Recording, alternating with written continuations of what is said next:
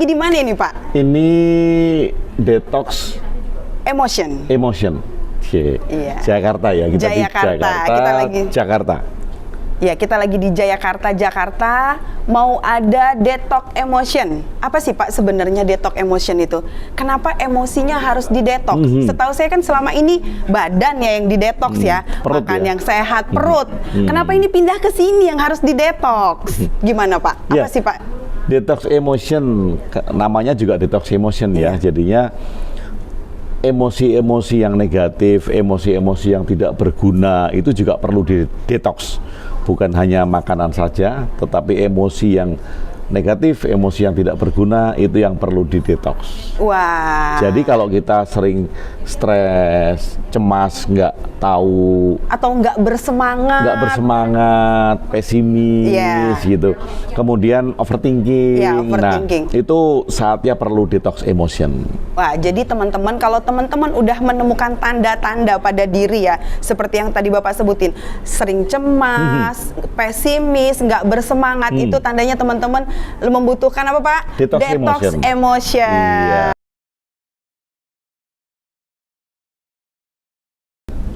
Terima kasih, saya Anggi. Buat saya bisa ikut acara Detox Emotion ini amazing banget sih.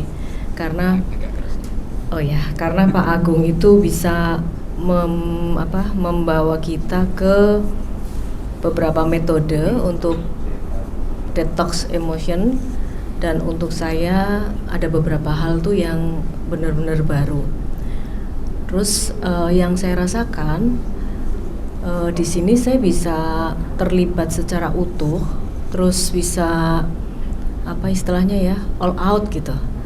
Nah jadi ngerasa bisa lepas gitu. Karena sebelumnya yang saya lakukan itu beberapa metode lain, maksudnya di luar ini, itu kadang-kadang nggak sesuai gitu dengan personal saya.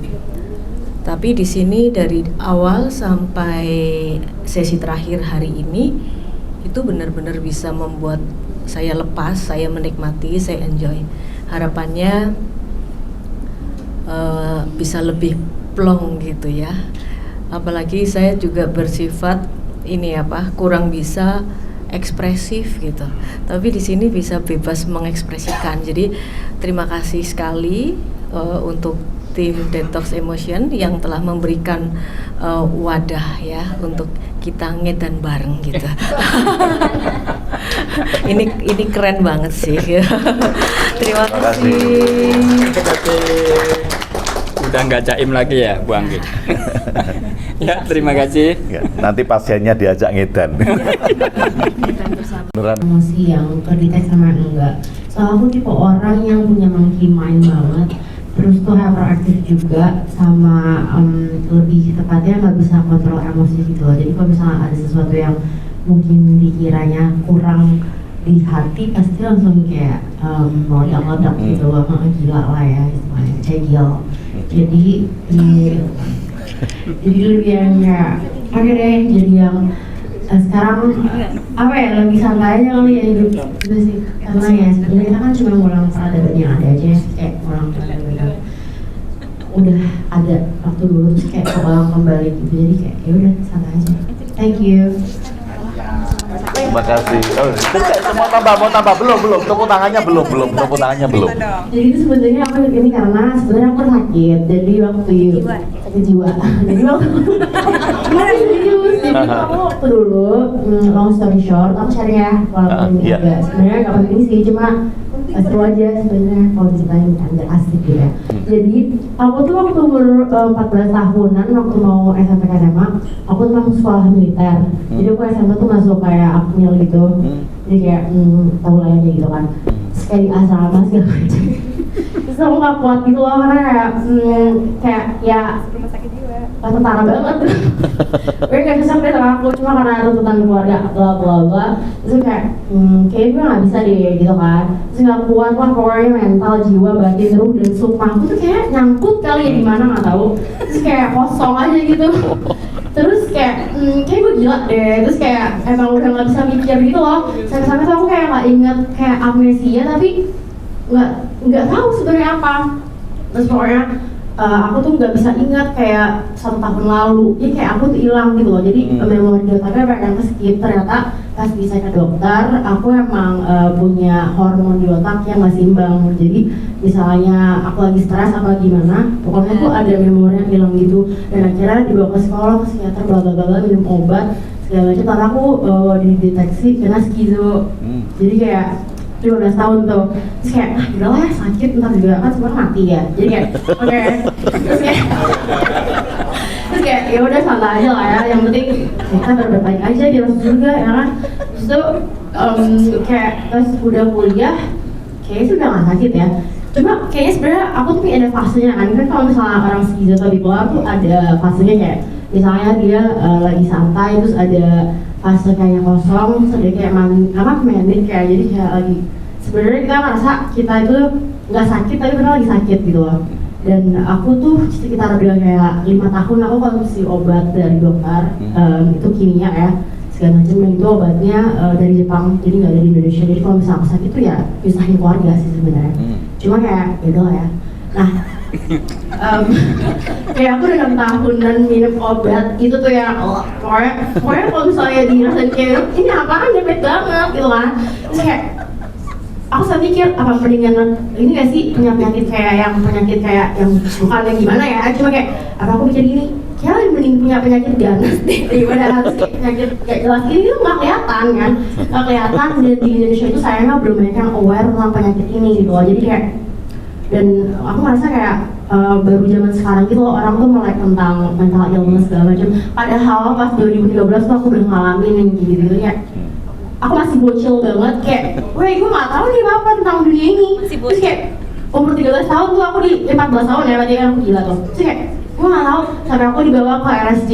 Lalu kayak, sumpah sih kayak, karena tuh aku kayak ngamuk-ngamuk, kayak bener-bener orang gila banget. Terus kayak, yaudah lah ya kan juga, yaudah lah ya kayak biar gue juga mikir gini, yaudah deh gue di RSJ biar gue gak sekolah juga. Nanti gak sih kayak, gue gak mau nyampe gue gak mau. Jadi kayak, yaudah deh ambil ada plus minusnya kan, kayak minusnya gue dianggap gila sama seluruh perumahan gue, terus kayak yaudah sama temen-temen sekolah gue.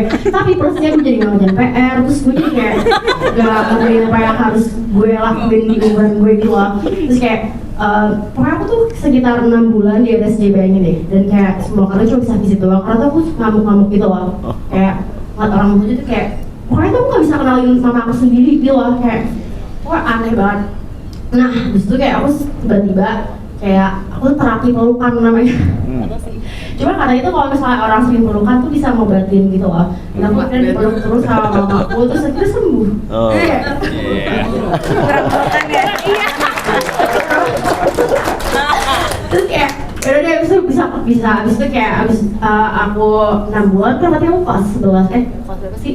Lupa deh, pokoknya kelas 12 sampai kelas 11 itu aku kayak homeschooling segala macam. Dan aku akhirnya masuk sekolah internasional aja karena ya udah lah ya kan paling aman gitu, swasta.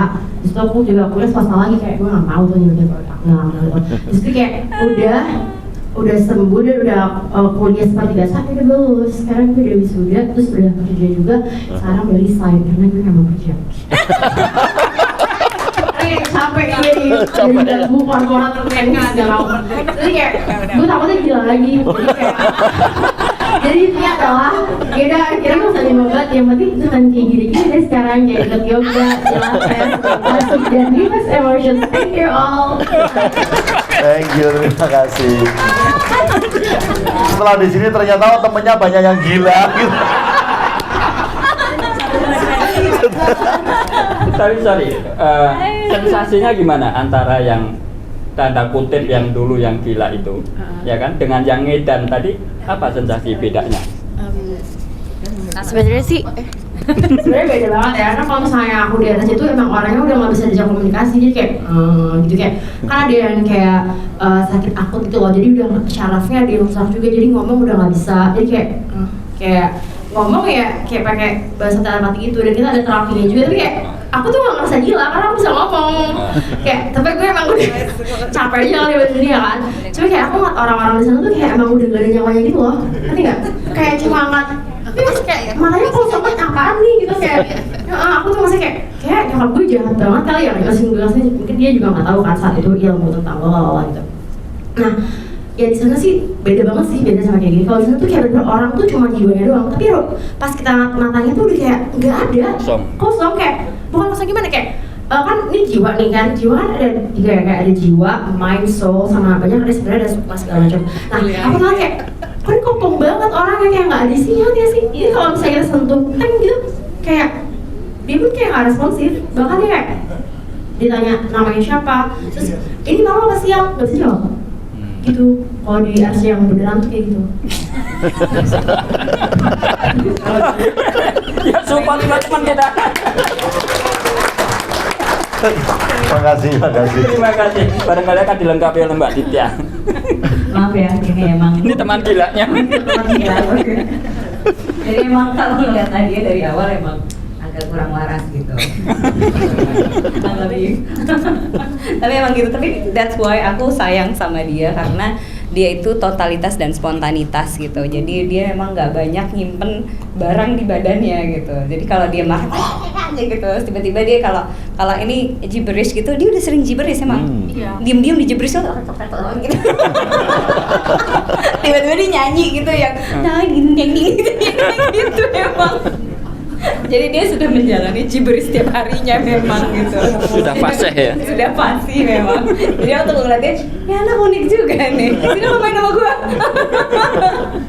biar seru gitu kan. Jadi emang sebetulnya energinya sangat kebanyakan. Jadi mungkin emang that's why emang nggak bisa diem sampai mau ditarik sama Intel karena energinya kebanyakan emang.